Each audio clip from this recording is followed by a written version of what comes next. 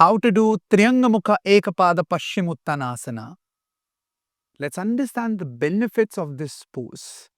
A very effective pose of your forward bends. It helps you to lengthen your spine, give a lot of flexibility in your hamstring, also in your back of the knee. Who should avoid doing this pose? The people having injury in their hamstrings, having injury in their back. It can be sciatica pain, it can be slip disc, and yes, those who are pregnant, they should avoid doing this pose. So let's start.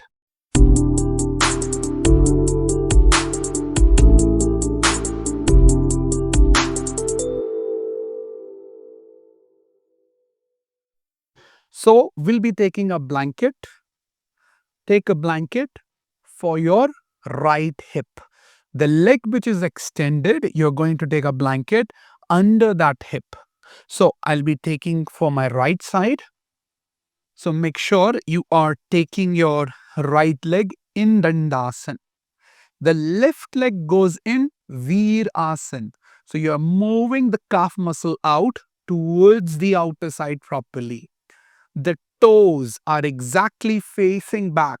They are not facing inward or they are not facing outward. Try to separate each and every toe. The right leg needs to be straight.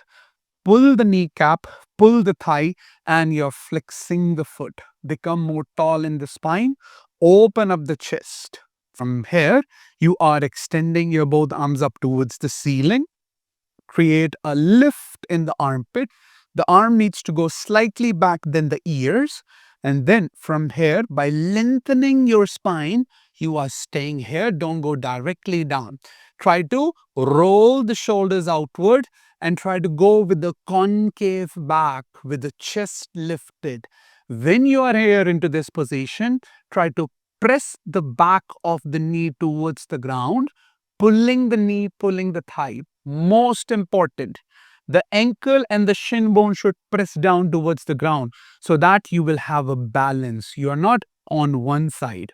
When you are into this position, and then with the sharp exhalation, you go down into Trianga Mukhaikapada Paschimottanasana. Don't forget to like, share, and subscribe for more yoga tutorials.